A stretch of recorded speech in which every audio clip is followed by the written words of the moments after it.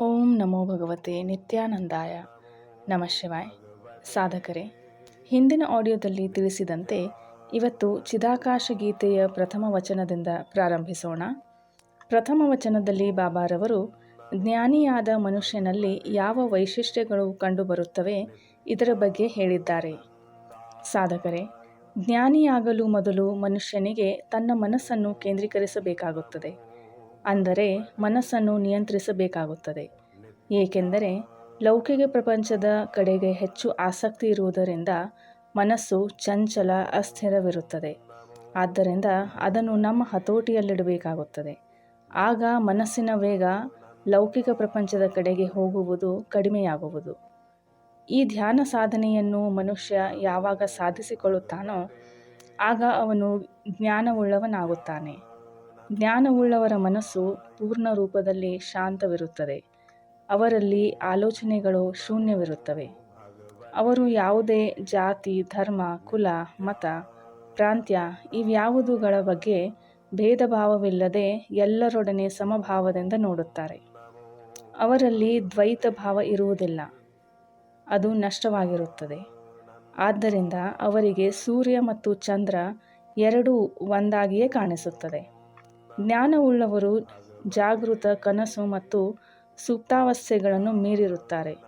ಮಾಯಾ ಅಥವಾ ಭ್ರಮೆಯ ಮುಸುಕಿನಲ್ಲಿ ಸತ್ಯವೆಂದು ಕಾಣಿಸಬಹುದಾದ ಜಾಗೃತ ಮತ್ತು ಕನಸು ಇವೆರಡೂ ಅವಸ್ಥೆಗಳು ಸತ್ಯವಲ್ಲ. ಸತ್ಯವನ್ನು ಅರಿತಾಗ ಇವೆಲ್ಲ ಅವಸ್ಥೆಗಳು ಮಿಥ್ಯೆ ಎಂದು ಅರಿವಾಗುತ್ತದೆ.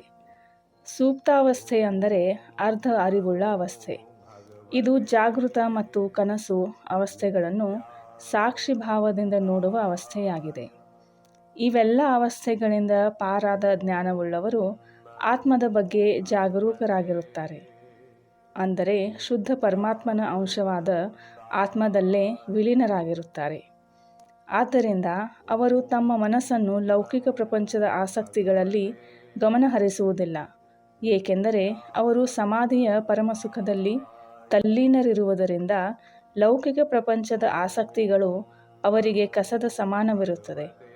ಸಾಧಕರೇ, ಸಮಾಧಿ ಅಂದರೆ ಉನ್ನತ ಮಟ್ಟದ ಜಾಗೃತಾವಸ್ಥೆ ಅಥವಾ ಪ್ರಜ್ಞೆಯ ಸ್ಥಿತಿ ಎಂದು ಹೇಳಬಹುದು. ಸಮಾಧಿ ಎರಡು ಪ್ರಕಾರಗಳಿವೆ. ಇಲ್ಲಿ ಸಮಾಧಿ ಎಂದರೆ ಜ್ಞಾನದಿಂದ ಪರಮತತ್ವ ಅಥವಾ ಪರಮಾತ್ಮನೊಂದಿಗೆ ಒಂದಾಗುವುದು. ಎರಡನೆಯ ಪ್ರಕಾರದ ಸಮಾಧಿ ಹಠಯೋಗದಲ್ಲಿನ ಕಠಿಣ ಅಭ್ಯಾಸಗಳಿಂದ ಪರಮತತ್ವದೊಂದಿಗೆ ಒಂದಾಗುವುದು ಆಗಿದೆ. ಬಾಬಾರವರು ಇಲ್ಲಿ ಜ್ಞಾನ ಸಾಧನೆಯಿಂದ ಸಮಾಧಿಯನ್ನು ತಲುಪುವ ಬಗ್ಗೆ ತಿಳಿಸಿದ್ದಾರೆ. ಈ ಸ್ಥಿತಿಗೆ ತಲುಪಿದ ಜ್ಞಾನವುಳ್ಳವರು ತಮ್ಮ ನರಮಂಡಲದ ಆಕಾಶದಲ್ಲಿ ಆತ್ಮದ ಬಹುಶ್ರೇಷ್ಠ ಭವ್ಯತೆಯ ಅನಂತವನ್ನು ಅನುಭವಿಸುತ್ತಿರುತ್ತಾರೆ. ಇದಕ್ಕೆ ಉದಾಹರಣೆಯಾಗಿ ಬಾಬಾರವರು ಹೀಗೆ ಹೇಳಿದ್ದಾರೆ. ದೀಪದ ಕಂದಿಲು ಮೇಲೆ ಕಪ್ಪು ಮಸಿ ಅಂದರೆ ಕಾರ್ಬನ್ ಅಂಟಿಕೊಂಡಾಗ ಬೆಳಕನ್ನು ಕೊಡಲು ಸಾಧ್ಯವಿಲ್ಲ. ಆದರೆ ಅದೇ ಕಪ್ಪು ಮಸಿಯನ್ನು ತೆಗೆದಾಗ ಸಂಪೂರ್ಣವಾಗಿ ಬೆಳಕನ್ನು ಕೊಡಬಲ್ಲದು. ಹಾಗೆಯೇ ಹಲವಾರು ಅಜ್ಞಾನದ ಬಂಧನಗಳಲ್ಲಿ ಸಿಲುಕಿರುವ ಆತ್ಮದ ಮೇಲಿನ ಕಪ್ಪು ಮಸಿ ಅಂದರೆ ಅಶುದ್ಧಿಗಳನ್ನು ಧ್ಯಾನದಿಂದ ಅಂದರೆ ಮನಸ್ಸನ್ನು ಕೇಂದ್ರೀಕರಿಸುವುದರಿಂದ ಶುದ್ಧಗೊಳಿಸಿದಾಗಲೇ ಆತ್ಮದ ಪ್ರಕಾಶ ಪ್ರಕಟವಾಗುವುದು. ಸಾಧಕರೇ, ಇಂದು ಪ್ರಥಮ ವಚನ ಇಲ್ಲೇ ಮುಕ್ತಾಯಗೊಳ್ಳುತ್ತದೆ. ನಾನು ಹಿಂದಿನ ಆಡಿಯೋದಲ್ಲಿ ತಿಳಿಸಿದಂತೆ ನಿಮಗೆ ಮುಂಬರುವ ಯಾವುದೇ ವಚನಗಳಲ್ಲಿ ಯಾವುದೇ ಪ್ರಶ್ನೆಗಳಿದ್ದರೆ ಅಥವಾ ಅರ್ಥವಾಗದಿದ್ದರೆ ಗುರೂಜಿಯವರ ಆನ್ಲೈನ್ ಸೆಷನ್ನಲ್ಲಿ ಕೇಳಬಹುದು. ಮತ್ತೆ ಮುಂದಿನ ವಚನದೊಂದಿಗೆ ಭೇಟಿಯಾಗೋಣ. ನಮಃ ಶಿವಾಯ.